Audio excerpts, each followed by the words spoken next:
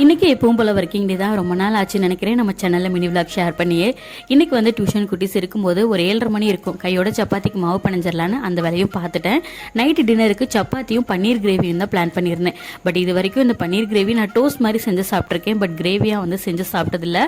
But இது வரைக்கும் நான் ட்ரை பண்ணதும் இல்லை. ஸோ நிறைய பேர் சொல்லாங்க, நிறைய ப்ரோட்டீன்லாம் இருக்குன்னு சொல்கிறாங்க, நம்மளும் ட்ரை பண்ணி பார்க்கலாமேன்னு சொல்லிட்டு நேற்று வீட்டில் பன்னீர் ரெடி பண்ணி வச்சுருந்தேன்.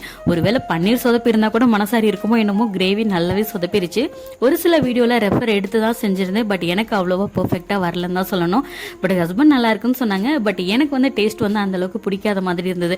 ஒருவேளை சாம்பார், புளிக்குழம்பு, ரசம் சாப்பிட்டதுனால இது வந்து டிஃப்ரெண்ட்டாக தெரியுதோ என்னமோ தெரியல. பட் சாப்பிட்டு முடிச்சுட்டு கொஞ்சம் வந்து பாத்திரம்லாம் இருந்தது, அதையுமே விலக்கி வச்சுட்டு எடுத்த பொருளெல்லாம் அந்தந்த இடத்துல அப்படியே இருந்தது, அதெல்லாம் எடுத்து அந்தந்த இடத்துல அரேஞ்ச் பண்ணிவிட்டு கிச்சனையும் நீட்டாக க்ளீன் பண்ணிட்டேன். சப்பாத்தி 2 மீதம் இருந்தது, அதையுமே எடுத்து ஃப்ரிட்ஜில் வச்சுட்டு கொஞ்சம் எழுதுகிற ஒர்க் இருக்குது, நைட் ரெக்கார்டு எழுதணும், அந்த ஒர்க்கை பார்க்குறதுக்கு உட்காந்தாச்சு.